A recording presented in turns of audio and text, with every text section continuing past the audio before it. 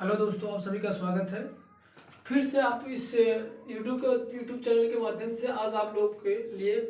BSc second year का third semester का ये आपका ग्रुप थ्योरी का एक क्वेश्चन है जो कि काफ़ी इंपॉर्टेंट है, बार बार ये भी रिपीट किया जा रहा है। क्वेश्चन में पढ़ता हूँ कि the set of all nth root of unity form a finite abelian group under multiplication as a binary operation. कहने का मतलब मेरे पास एक सेट दे रखा है n नंबर का जिसके nth root of the unity है, तो हमें फाइनाइट ग्रुप के साथ साथ वो फाइनाइट ग्रुप जो होता है वो बना क्या रहा है, मल्टीप्लिकेशन के साथ अबेलियन ग्रुप बना रहा है। तो हम करते क्या है कि यहाँ पर सोल्यूशन करते हैं। Let G be a set of all n, यानी एक जी मेरे पास सेट है सभी n के लिए और nth रूट ऑफ यूनिटी है ये, तब elements of g are the roots of equation हमारा बनेगा x की पावर n इक्वल टू 1। अगर इसको मैं करूं तो x की power n equal to 1 that equal to क्या हो जाएगा, x इक्वल टू 1 की पावर 1 n होगा। अब इसको हम जो है कॉम्प्लेक्स फॉर्म में एक्सटेंड करते हैं। कॉम्प्लेक्स फॉर्म में एक्सटेंड करने का मतलब है x इक्वल टू 1 की दो वैल्यू होती है। यहाँ पर 1 पे, यानी अगर यहाँ पर मैं करूँ cos 0 plus iota sign 0, cos 0 की वैल्यू 1 होती है और साइन 0 की वैल्यू 0 होती है, तो ये 0 हो जाएगा कि पावर 1/n। तो 1/n ये इस फॉर्म को सेटिस्फाई करेगा 1 की पावर 1/n। या तो जो होता है एक 0 में वैल्यू होती है 1 और दूसरा होता है 2 पाई में। तो दूसरा होता है क्या, cos 2 के पाई प्लस का i sin 2 के पाई पूरा का होल पावर 1/n होगा। ये भी क्योंकि cos 2 पाई की वैल्यू 1 होती है और 2 पाई साइन में 2 पाई की वैल्यू 0 होती है, तो ये 0 हो जाएगा, ये 1 हो जाएगा, फिर से ये आपको वैल्यू मिल जाएगी 1 की पावर n। हाँ, इसको इस तरह से मैं इसको लिख सकता हूँ। इसको हम कॉम्प्लेक्स फॉर्म में इसको ब्रेक कर दिया और डिवाइडर थ्योरम यहाँ पर अप्लाई किया गया। डिवाइडर थ्योरम का मतलब होता क्या है कि जो पावर आता है इसी के एंगल में मल्टीप्लिकेशन हो जाता है। तो 1/n है तो इसमें 1/n में मल्टीप्लिकेशन हो गया 2 के पाई अपन n प्लस का आयोटा साइन 2 के पाई अपन का n हो गया। जहां पर ये k है वो 0 से लेकर n-1 तक क्या करा, वेरी कर रहा है। कहां से, 0 से लेकर n-1 तक। अब हम कहते हैं या क्या करते हैं, अब k की वैल्यू 0 हम पुट करते हैं, k पुट करते हैं इसमें, k की वैल्यू 0 पुट करेंगे तो cos 0 ये पूरा 0 हो जाएगा प्लस आयोटा साइन 0 हो जाएगा। अब इसको करेंगे तो इसकी वैल्यू 1 होती है, cos 0 की वैल्यू 1 होती है और साइन 0 की वैल्यू 0 होती है। आयोटा प्लस 0 ये 0 हो जाएगा, बचेगा क्या 1 को अगर लिखना चाहूँ तो इसको एक्सपेंड फॉर्म में लिखता हूँ क्या, r की पावर में 0 लिख देता हूँ, ठीक, क्योंकि r में इसको अज्यूम करने वाले हैं। दूसरा यहाँ पर k बराबर क्या रखते हैं, k बराबर 1 पुटअप करेंगे तो cos 2 पाई अपन n होगा plus iota sine 2 pi upon n होगा, यहाँ पर पुटअप करेंगे तो इसकी जो पूरी वैल्यू है, ये पूरी जो वैल्यू है यानी cos 2 pi upon n plus का iota sine 2 pi upon n is equal to, इसको r अज्यूम कर ले रहे हैं, लेट r अज्यूम कर रहे हैं। यहाँ से k2 की वैल्यू निकालते हैं। यहाँ पर जहां पर आपका k है वहां पर 2 रखते हैं तो होगा क्या, cos 2 × 2 पाई अपन n होगा plus iota sine 2 × 2 pi upon n होगा। यहाँ पर देख रहे हैं दो का दोनों में मल्टीप्लिकेशन है तो इसको जो डिवाइड फॉर्म में बना रहा हूँ तो हो जाएगा cos 2 pi upon n plus i sin 2 pi upon n, ये जो 2 दोनों था ये पावर बाहर हो जाएगा, तो ये बाहर हो गया। इसको मैंने अज्यूम करके क्या रखा था, इसको अज्यूम कर रखा हूँ r, तो हो जाएगा r की पावर 2 हो जाएगा, ये k2 बराबर क्या हो जाएगा, r की पावर 2। सिमिलरली इसी तरह से हम k इक्वल टू 3 रखेंगे, k इक्वल टू 4 रखेंगे, k 3 रखेंगे तो r पावर 3 मिलेगा, इसके बाद k 4 रखेंगे तो r की पावर 4 मिलता जाएगा। ऐसे कहाँ तक हम जाएंगे, k इक्वल टू n-1 तक। जैसे k -1 रखेंगे तो इसकी वैल्यू क्या आ जाएगी, r की पावर n-1। अब हमारा जो सेट बन जाएगा यूनिट रूट का आपका जो बनेगा n टर्म तक, हमारा सेट बनेगा 1 r² डॉट r की पावर n-1 बनेगा। 1 को अगर r के रिस्पेक्ट में लिखना चाहूँ तो किसी की पावर अगर 0 होती है तो वैल्यू 1 होती है, तो इसका हो जाएगा r 0 होगा, r की पावर 0, फिर r का पावर 1, r का पावर 2 डॉट r की पावर n-1 होगा।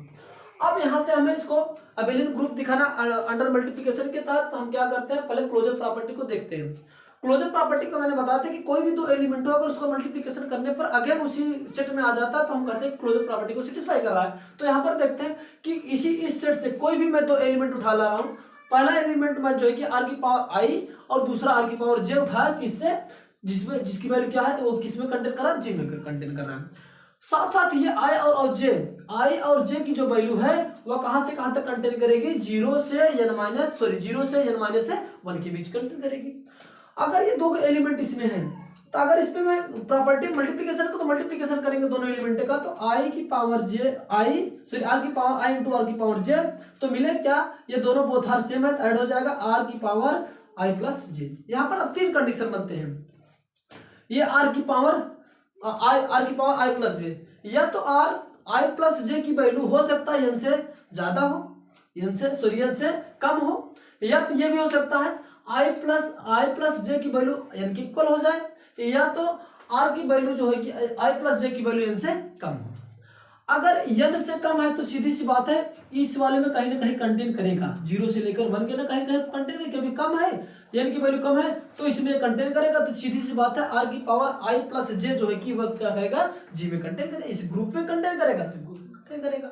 दूसरी बात यहाँ पर देखते हैं आई प्लस जे अगर किसके बराबर होते हैं, एन के बराबर हो जाता है, एन के बराबर, तो हम करेंगे क्या, यहाँ पर क्या बनेगा हमारा आर के, यहाँ बन जाएगा तब बनेगा हमारा क्या, आर की पावर एन हो जाएगा, और आर की पावर 1 की वैल्यू क्या होता है, आर की पावर एन की वैल्यू क्या हो जाएगी, यहाँ पर पुटअप करके हम देख लेते हैं इस इक्वेशन में, यहाँ पर ना आर की पावर एन, यहाँ पर जैसे आर की वैल्यू हम क्या मिला था, हमें ये मिल गया था, ठीक ना। यहाँ पर इसको मैं यहाँ पर हल कर दे रहा हूँ, देखो कॉस, ये देखो क्या होगा, यहां से जैसे हम रखेंगे क्या एन के, यानी आर बराबर क्या मिला था हमारा, यहां पर मिला था आपका कॉस 2 पाई अपान का एन प्लस आयोटा साइन 2 पाई अपान का एन मिला था, ठीक ना। अब अगर आर की पावर एन की बात करूं मैं तो क्या हो जाएगा, कॉस 2 पाई अपान का एन प्लस का आयोटा साइन 2 पाई अपान का एन का पूरा होल का क्या हो जाएगा, पावर एन होगा। डिमॉर्गन थ्योरम इसमें अप्लाई करेंगे तो जैसे अप्लाई करेंगे तो बन क्या जाएगा, यहाँ से ये अंदर आगे मल्टीप्लिकेशन हो जाएगा, तो हो क्या आ जाएगा आर की power N is equal to बने क्या हमारा कॉस, ये क्या हो जाएगा 2 इंटू एन पाई होगा बटे आपका एन होगा plus iota sine 2 into n pi upon का एन हो जाएगा। अब यहाँ से इसको देखेंगे, ये आयोटा सॉरी एन से कैंसिल आउट होगा, इधर मैं लिख दे रहा हूँ, तो आर की पावर एन जो होगा वो किसके बराबर हो जाएगा, cos 2 पाई बनेगा, cos 2 pi plus iota sine 2 पाई बन जाएगा जी। अब साइन cos 2 पाई का वैल्यू होता है 1, और जो है कि साइन 2 पाई की वैल्यू क्या होती है, 0 होती है, तो iota plus into 0 is equal to 1 आ जाएगा। अब ये 1 जो है कि कंटेंट किसी में कर रहा है, ये तो ग्रुप में है ही है, इस वाले ग्रुप में मैंने वैल्यू ही था, तो अगर जैसे ही आर की power N is equal to क्या मिलेगा हमारा 1 मिल जाएगा, तो ये तो इसमें कंटेन कर रहा है, इसीलिए आर की power N is equal to 1 किस में कंटेन कर रहा है, जी में, इसलिए इसको भी सेटिस्फाई करेगा। तीसरा रूल बचा है कि अगर 1 प्लस आयोटा की वैल्यू एन से ज्यादा हो, तो कुछ ज्यादा होगी कहने का मतलब कुछ क्वाड्रेंट होगा तो कुछ रिमाइंडर भी बचेगा, तो इसको हम क्या करते हैं एन से जैसे इसमें भाग देंगे, इसमें 1 प्लस आयोटा में एन से जब जैसे डिवाइड करेंगे तो 1 plus iota I plus J is equal to क्या होगा एन इंटू क्वाड्रेंट प्लस कुछ रिमाइंडर बन जाएगा, कुछ रिमाइंडर को हमने टी मान लिया, तो क्या होगा 1 plus J is equal to N Q plus का टी, और टी रिमाइंडर जो होता है 0 या तो 0 होगा या तो 0 से बड़ा होगा, 0 होगा या तो 0 से बड़ा होगा, और कहां से कहां तक वेरी करेगा, जिससे भाग दिया जाता है, भाग किससे दिया जा रहा है, एन से भाग दिया जा रहा है, तो एन से बीच में होगा, और यहाँ पर कंडीशन है n-1 तक, तो कहां तक वेरी करेगा, 0 से लेकर n-1 तक वेरी करेगा। तो यहाँ पर अगर देखेंगे तो ये जो t है ये n-1 के बीच में है, ये है, तो इसीलिए इस वाले भी कंडीशन में क्या करेगा, ये सेटिस्फाई करेगा। तो इस तरह से हम कह सकते हैं कि ये जो है कि ये क्या करेगा, क्लोजर प्रॉपर्टी को सेटिस्फाई करेगा। हाँ, रही दूसरी बात, दूसरा property associative property. Associative property कहने का क्या मतलब होता है, जो भी कॉम्प्लेक्स नंबर होता है, कोई भी कॉम्प्लेक्स सेट होगा, अगर वो कॉम्प्लेक्स सेट जो होता है अगर प्रॉपर क्लोजर प्रॉपर्टी को सेटिस्फाई करता है तो वह जो है कि आपका एसोसिएटिव प्रॉपर्टी को भी सेटिस्फाई करेगा। जब वह एसोसिएटिव प्रॉपर्टी को सेटिस्फाई करेगा तो इनके जितने भी सबसेट होंगे, जितने, क्योंकि ये सारे के सारे नंबर कॉम्प्लेक्स नंबर के हैं, तो कॉम्प्लेक्स नंबर के सेट हैं, तो सीधी सी बात है कॉम्प्लेक्स नंबर एसोसिएटिव प्रॉपर्टी को सेटिस्फाई करेगा। अगर वो सेटिस्फाई कर रहा है तो इनके जितने सारे सबसेट बनेंगे वो भी क्या करेगा, आपको एसोसिएटिव प्रॉपर्टी को सेटिस्फाई करेगा। अगला आपका तीसरा प्रॉपर्टी बनती है existence of identity. Identity check करना है कि इसमें ऐसा एलिमेंट मुझे ढूंढ के निकालना है, अगर देखना है कि ऐसा एलिमेंट है कि जिससे इस किसी भी नंबर में, यानी कि इस जितने भी ग्रुप के एलिमेंट दे रखे हैं सब में मल्टीप्लिकेशन के बाद अगर उसकी आइडेंटिटी चेंज नहीं होती है तो हम कहते हैं कि वह एलिमेंट उसका क्या है, आइडेंटिटी एलिमेंट होगा। तो 1 हम देखते हैं, 1 एलिमेंट इसमें है, 1 का मल्टीप्लिकेशन किसी भी अगर एलिमेंट में करोगे तो उस एलिमेंट का आइडेंटिटी चेंज होने वाला नहीं है, तो इसलिए हम कहेंगे क्या कि जी में जो 1 है वह क्या इसका आइडेंटिटी एलिमेंट है। तो यहाँ पर लिखा 1 belong to G, this implies that 1 से अगर मल्टीप्लीकेशन करते हैं आर की पावर आई में तभी मिलेगा, आर की पावर आई मिलेगा, जे में गुणा करेंगे तब भी वही चीज आएगा। तो हम कहेंगे for all i belong R की power i belong to J, then implies that satisfy of the identity element belong. ठीक है ना, कहने का मतलब आइडेंटिटी एलिमेंट भी इसमें बिलोंग है, इसलिए सेटिस्फाई करेगा एग्जिस्टेंस ऑफ आइडेंटिटी। तीसरा है आपका inverse of existence of inverse. हमें ऐसा एलिमेंट इसमें देखना है कि क्या एक दूसरे का एग्जिस्ट करता है, यानी इनवर्स एलिमेंट है कि नहीं। इनवर्स एलिमेंट का मल्टीप्लिकेशन में क्या होता है कि किसी एलिमेंट का ऐसा एक एलिमेंट हो, यानी किसी नंबर का एक ऐसा नंबर हो जिसे मल्टीप्लिकेशन करने के बाद क्या वैल्यू मिल जाए, मुझे आइडेंटिटी आ जाए। तो हम देखते हैं, अगर हम अज्यूम करते हैं कि आर की पावर आई अगर कंटेन कर रहा है जी में, आर की पावर आई अगर ग्रुप में कंटेन कर रहा है, लेकिन आई कहां से कहां तक कंटेन करना चाहिए होगा, 0 से लेकर के n-1 तक होगा, 0 से लेकर 1 तक है। अगर हम कहें कि अगर इसमें कोई मैं एक एलिमेंट ऐसा कर रहा हूं कि आर की पावर आर की पावर n-i ऐसा एलिमेंट है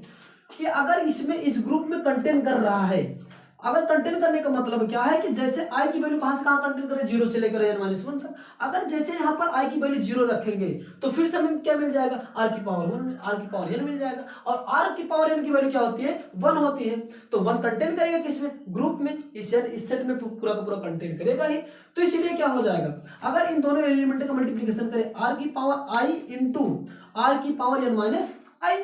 आर की पावर आई इंटू आर की पावर n-y, क्योंकि ये भी एलिमेंट जी में कंटेन करेगा, तो ये भी एलिमेंट का जी में कंटेन कर, दोनों एलिमेंट का मल्टीप्लिकेशन करते, प्रोडक्ट करते हैं। प्रोडक्ट करने की वैल्यू अगर आइडेंटिटी मुझे दे रही है तो हम कहेंगे कि ये एग्जिस्टेंस ऑफ इनवर्स को सेटिस्फाई कर रहा है। तो एक एलिमेंट ये आर की पावर आई इंटू आर की पावर n-i का अगर दोनों का प्रोडक्ट करते हैं तो देखेंगे बेस इक्वल है, तो ये माइनस आई प्लस आई का कैंसिल आउट हो जाएगा, बचे क्या, आर की पावर आई बच जाएगा, आर की पावर n बच जाएगा, और आर की पावर n की वैल्यू क्या होती है, 1 होती है। तो हम कहेंगे ये आइडेंटिटी मुझे मिल गया, और आइडेंटिटी कंटेंट किस में कर रहा है, जी में, क्योंकि आइडेंटिटी मुझे लाना था। तो इस तरह से हम कहेंगे कि ये जो है सेट मेरा, ये जी जो सेट मेरा है वो एग्जिस्टेंस ऑफ इनवर्स को भी सेटिस्फाई करेगा। लास्ट प्रॉपर्टी बचती है कम्यूटेटिव प्रॉपर्टी। कम्यूटेटिव प्रॉपर्टी क्या करेंगे, मतलब है कि अगर कोई भी ऐसा कोई सेट हो जो कॉम्प्लेक्स नंबर का हो, अगर कॉम्प्लेक्स नंबर का जो सेट होता है वो क्या होता है, सेटिस्फाई करता है किसको, कम्यूटेटिव प्रॉपर्टी को सेटिस्फाई करता है, इसीलिए क्या करेगा, कम्यूटेटिव प्रॉपर्टी को सेटिस्फाई करेगा। अब यहाँ पर पांचों प्रॉपर्टी सेटिस्फाई कर लिया, इसीलिए हम कहेंगे कि जी जो मेरा बन रहा है इसमें, जी जो है ये क्या करेगा, अबेलियन ग्रुप को फॉर्म करेगा अंडर मल्टीप्लिकेशन के लिए। Thank you. मैं ऐसा करता हूँ कि वीडियो की समझ में आया होगा बातें, अगर बातें समझ में आई होगी तो वीडियो को लाइक करिए, शेयर करिए, तथा चैनल पर नए हैं तो चैनल को सब्सक्राइब करिए।